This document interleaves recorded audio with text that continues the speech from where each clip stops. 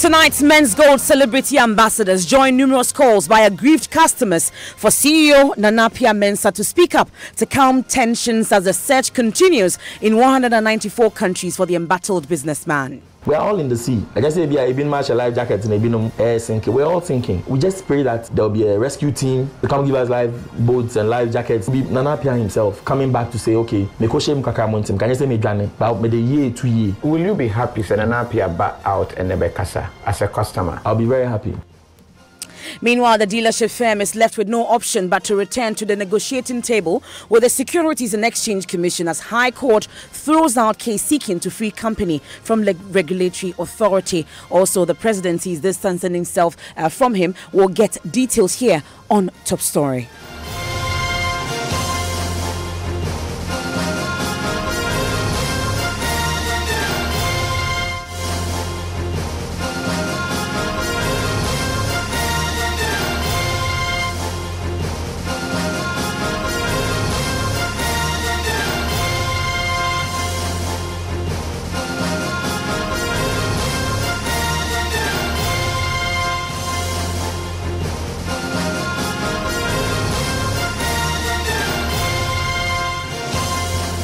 Top Story is brought to you by Bond Savings and Loans. Your success, our passion. Gassim Cement, the nation builder. Vodafone, the future is exciting, ready. And Nationwide Medical Health Insurance, your healthcare family. Now, woes of gold dealership Men's Gold its owner continues to deepen as pressure continues to mount on him to come out from his hideout. Tonight, even Men's Gold celebrity ambassadors have also joined numerous calls by aggrieved customers for CEO Nana Appiah Mensah to speak up to calm tensions as the search continues in 194 countries for the embattled businessman. But more importantly also, he's been left with no option but to return to the negotiating table with the Securities and Exchange Commission, SEC. That is, if they have any intentions of resuming operations. Now, this follows an Accra High Court's dismissal of a case seeking to block the SEC and the Bank of Ghana from regulating its activities. Now, the company in September 2018 initiated the legal action against the two regulatory bodies, demanding that they are slapped with damages for hurting the business. The court today turned down the request. There's more in the following report.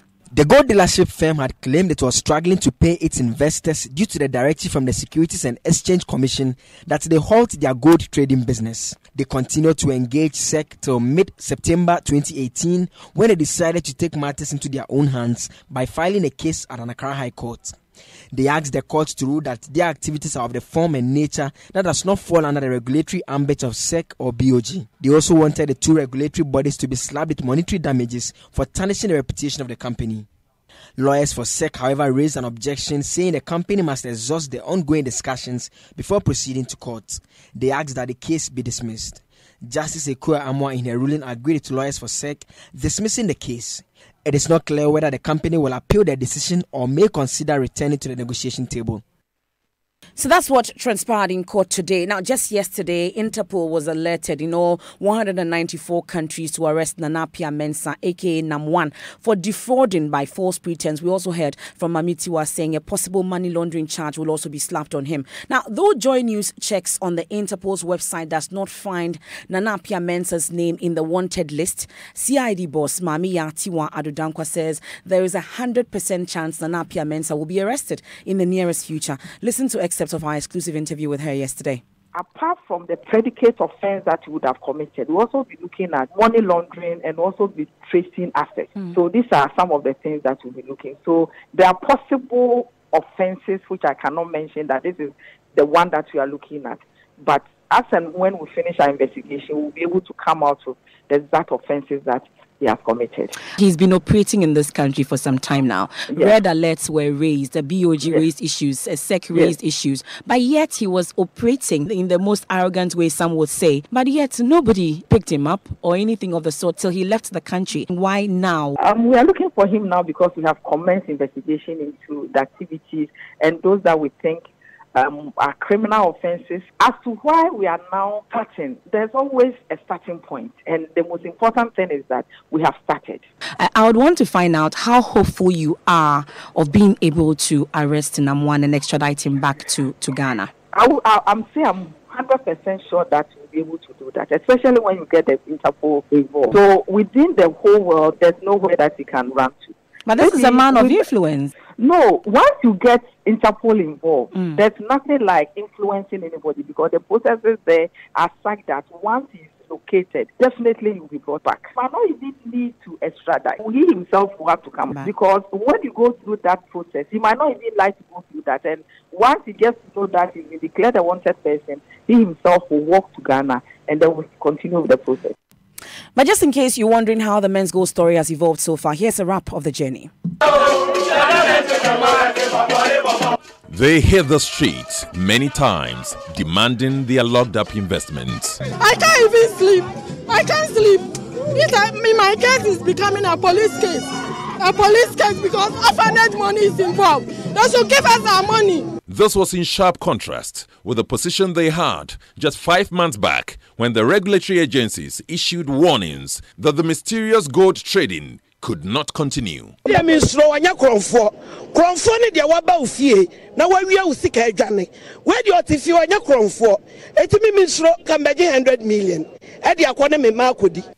has all got a history. It all started in October 2014 when investigations by the Central Bank uncovered a financial institution operating under the guise of microfinance at Kaswa in the Central Region. Men's Bank was its name, and it claimed it traded in gold. The name would later change to Men's Bank Ghana Company Limited, this time ending with a C instead of a K, and then later got the name Men's Gold. Within about 5 years of its operation, the company clashed with the Precious Minerals Marketing Company after it announced its license had expired. The Bank of Ghana waded into the controversy, warning investors to desist from handing deposits to the company. The Securities and Exchange Commission then went in to halt its operations. But Men's Gold would fight back, going to court. Number one is not above the law. If he's doing something that is not good, let's arrest him and bring him. As the demand for his arrest gained traction, news was rife that he has simply absconded beyond the shores of Ghana. In the last 24 hours, the police has announced it's tried without success to locate and arrest Nam 1. We are aware that Nana Appiah Mensah is not in Ghana.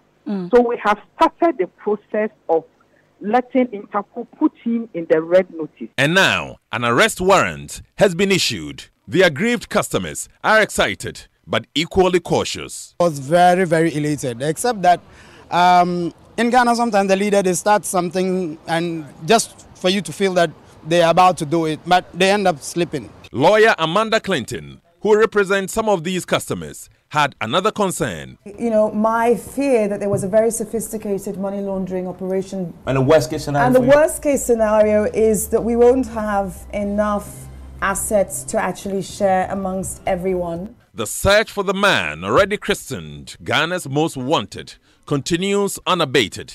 And attention is equally on his wife, Rose Tete, and sister Benedicta Appiah, who were believed to be directors of Men's Gold. But how soon will the relevant agencies lay hands on them and locate the millions of cedis in his gold? Well, bank vault.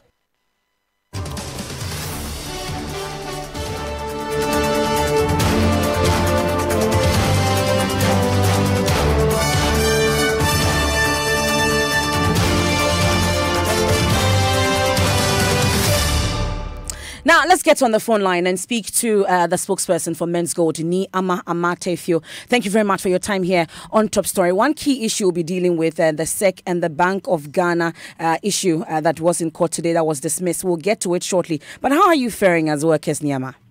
Yeah, thank you very much, MFA. Good evening to all your listeners. I'm doing well by the grace of God. Thank you for asking. But we're hearing that as at November last year, you were all laid off. Is that the case? We all what? That you were told that you were all laid off as at November last year. Is that the case? I really don't know that. I haven't heard about that at all. You are still in good standing as workers. You are all at post. You've been paid your December salaries. Everything is fine. Well, MFA, one thing I can tell you is that when it comes to internal issues with our company, we keep them internal. I don't think it's my right to discuss internal issues in the public domain. So I would beg of you if we could leave our internal issues internal. But we're also told that you've begun packing out of some of your office premises. Have you heard anything like that?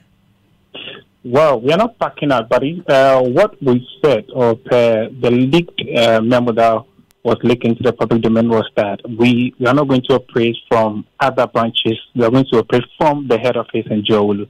And so for now, all the other offices are closed except Jowulu. But as workers, I'm sure you've heard everything that is going on. We are told yesterday, at least, you saw the warrant, and you also heard Mamitiwa, the CID boss, state that in 194 countries, your boss, Namwan, is being sought after. Have you heard that? How are you receiving this news as workers? Yes, so I think we heard about it yesterday or so when the warrant was issued. And then this morning we heard, I think, Mamitiwa granting an interview on your station and says that it was the police that went for the warrant and therefore they've triggered the Interpol in 127 countries. Indeed, as I said, we've received it and it's left for the police to do its work, and we'll definitely comply with the police.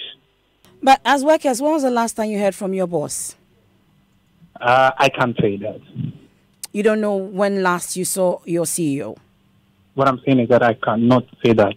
You cannot speak to that, or you cannot say that? I cannot speak to that, please.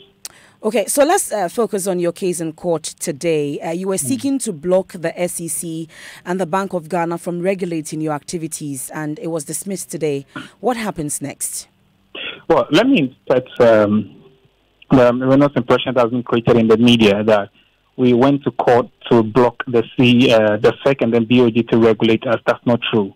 What we went to court to do was to seek interpretation of their jurisdiction. That's why we went to court. And if you recall, it was after they served us with a 7th September letter asking us to shut the gold vote market. And then on the 27th of September, we filed a suit in court suing the SEC and then BOG.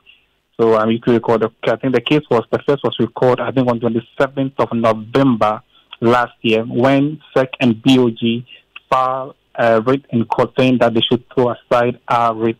And we also filed affidavit in opposition, and then the courts now ask all parties to the suit to file submission against our opposition affidavit.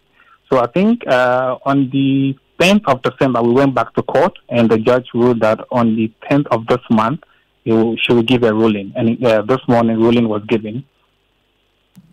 And obviously you're not happy about this ruling, are you? I won't. No, it's not about me. I mean, it's about the company. I won't say. Of course, it's about the company I'm talking about. Of course, as far as we lost, of course, we'll not be happy about it. But I mean, but the court has ruled. What we need to do is to see how best we can sit down with SEC and BOG as the judge directed, that we should go back and exhaust all the remedies available. And we're going to do exactly that with SEC, and then we'll see the way forward. The way forward for customers will be that they will get their monies. How soon are they going to get it? Will they even get it at all? Of course. At this point in time, you know that we have no option than to pay the customers. And we are working around the clock to make sure that we get money to pay our customers. It has not been easy as a company for us. It's been difficult. It's been turbulent. But we are not resting on our oars at this point in time. What we are doing is to work hard and make sure that we pay our customers. I think the last messages that we sent our customers was to inform them that we are coming out with the final payment schedule. And this time around, we don't want to come out as Good to come up with a final payment schedule. So we are engaging other stakeholders and other government institutions to come together. And then when we are agreed upon what we are presented to them, we can now publish our final payment schedule, and then we'll follow and pay our customers. But I heard you say that you're working around the clock to get the money to pay them. The money is not there. Oh, I can't say that money. Of course, you know that we are a company. I mean, we trade in gold. We work with the money. So we are not a saving company that when people bring their money to us, we put it into a saving. No, we work with the money. We buy gold and then we trade. That's what we do. So definitely now that SEC has asked us not to trade anymore and we shut the vote down, what we need to do at this point is to make sure that whatever good that we have, we sell, make money, and then come and pay our customers. But you talked about working hand in hand with some institutions. Is it the same SEC and BOG that you sued in court that you're going to work with? Definitely. I mean, we're not budged by working with SEC and BOG, not at all. The point is that we've also petitioned Parliament to come in and then serve as an arbiter to bring SEC and BOG on the table so that we can have a discussion and then plan the way forward, and then also on how to pay our customers. But your petition to Parliament, has there been any latest development to that? Any response, any favourable response? What's the status of that petition? Well, what I can tell you is that we are making progress, immense progress on that state, and we are hoping that there will going to be a meeting next week or so. I don't know exactly the day they're going to have the meeting, but there's a meeting on that very petition next week, and we will definitely, I will come back and give you the details if the meeting would come on. But you know, all the English we are speaking, the customers do not want to hear this kind of English. But if you add up everything, when exactly do you think you can start paying them their monies? Because that's all they are asking for and not everything else that you've said.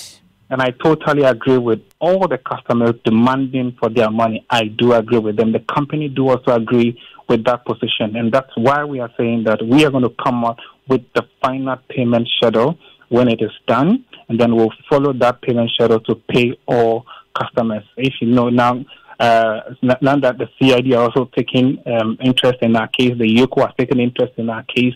I mean, we've been in YOCO on several occasions. They've asked us questions to put our statement. That means that government is now part of those whole things. So we can't just come out with any payment schedule. If we have to come out with any schedule, all the stakeholders or all those governmental institutions has to be in the picture, and then agreed on the payment schedule that we will submit to them. And if it's okay, we will start payment. In Kumasi, for instance, there were moves to free some of your assets to defray the costs that customers have incurred, to be able to pay customers, I should say. And we are told that most of these assets do not even belong to the company. Is that the case? Yes, that's true. The customer that went to court and then got judgment to auction some of our properties in, I think, Amakom in Kumasi. I think 2 days ago, I heard that there was an interpleader who went to court to say that Amini owns that particular property. I don't know whether the court has adjudicated on that matter yet, but whatever it is, we need to sit down with that customer, and the lawyers we're working around the clock to sit down with that customer to see how best we can solve that particular problem. But it's indeed, I mean, that property is not for Men's Gold. It's a rented property. And it looks like you're already removing signages on some of your properties here in Accra and elsewhere. What's really happening? Are you folding up? Where particular can you tell me that we've removed our signages from? Where? At least I've seen one in Dome. I'm sure you've seen it. Dome? Yes. What sign? Is it Men's Gold or Brew? It's one of your companies. This one has Xylophone Media, for instance. Oh, Xylophone Media is different from Men's Gold. But of course, it's part of the whole umbrella, is it not? That is different.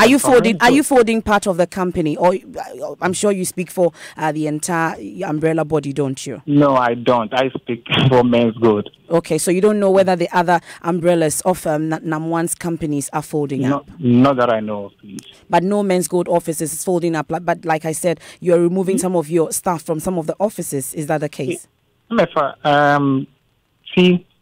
It's a fact that we are going through challenges as a company. I mean, every company in this world goes through challenges at one point or the other. This is time that Men's Gold is going through challenges. It doesn't mean that we are folding up, not at all.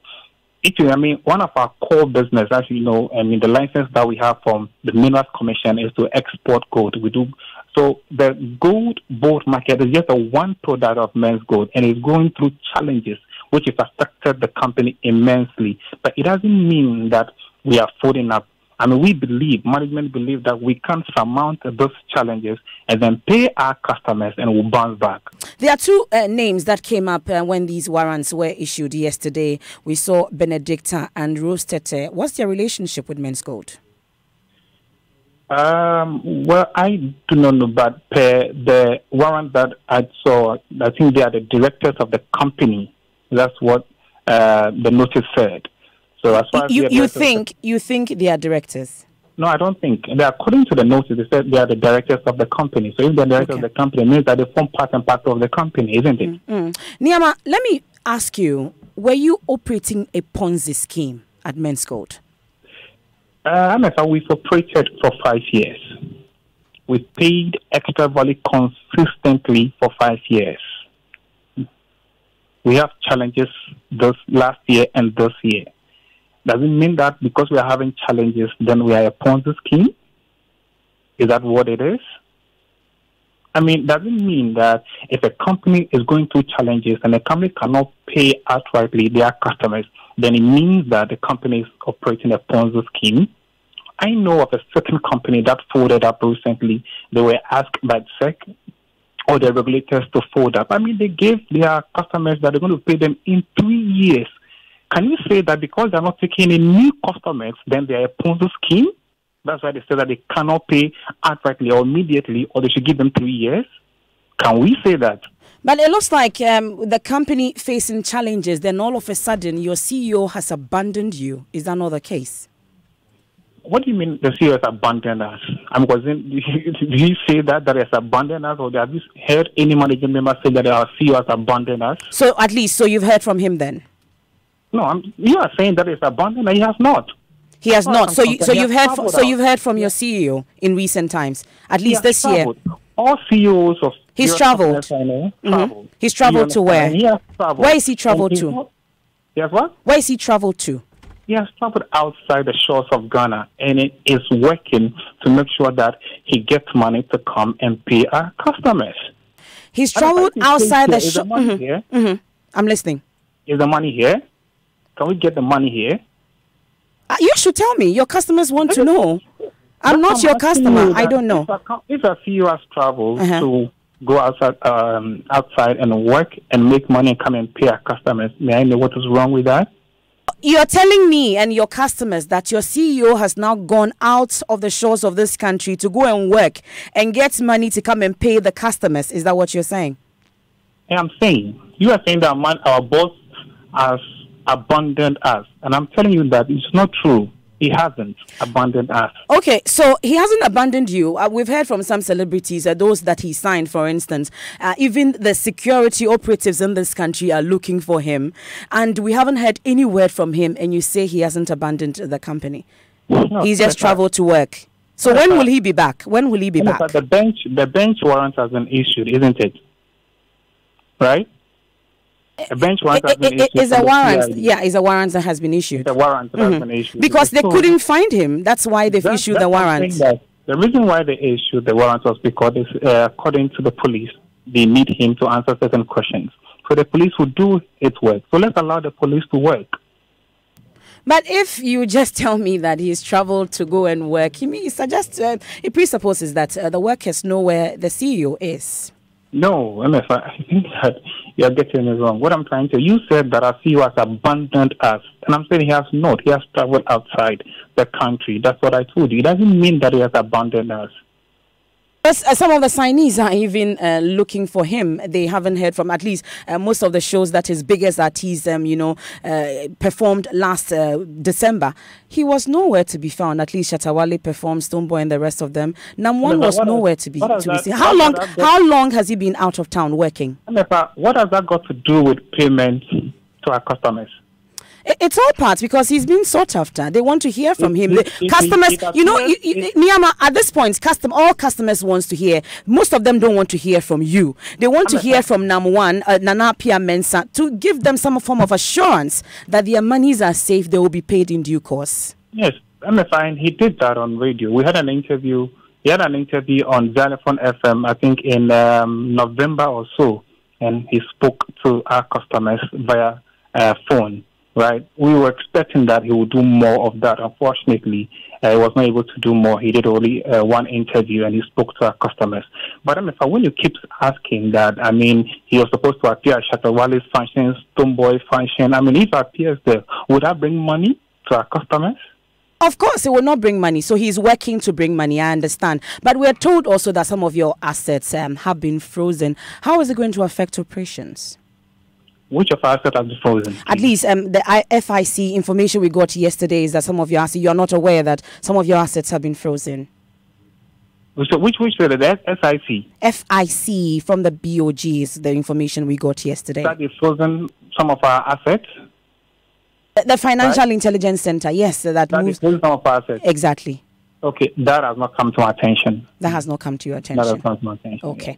All right. Nyama Amatefio, we are grateful for your time. He speaks for Men's Gold, and in the last few minutes, the Information Ministry has just issued a statement signed by Information Minister Kojo Oppong-Nkrumah. Elton Brobe has a copy of it and joins us in studio with it. What does it say, Elton? MFI is a long statement. First, government says it has taken notice of recent agitations, demonstrations, and media complaints by some aggrieved customers of Men's Gold after the company failed to meet its contractual obligation to them. It must be put on record, according to the statement, that the regulator of our nation's financial services sector, namely the Bank of Ghana and the Securities and Exchange Commission, had on numerous occasions over the years warned customers of Men's Gold to desist from investing monies in the company, as it was not a licensed deposit or asset management company.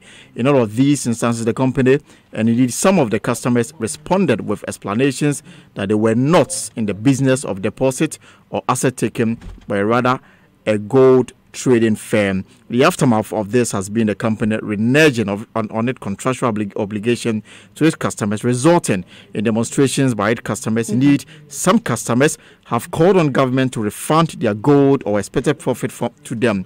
Others have also called on government to, on its own, arrest the directors and operators of the company and compel them to refund customers their gold or deposit to them. The government has noted some points to address this particular matter. One, they want to draw the general public's attention. One, that Men's Gold was not licensed by the Bank of Ghana or SEC, and its operations were not regulated by the BOG or SEC. This warning was made as far back as April 2016, and unfortunately was disregarded by many customers of Men's Gold. BOG and SEC are therefore not clothed with any legal mandate to refund monies to clients.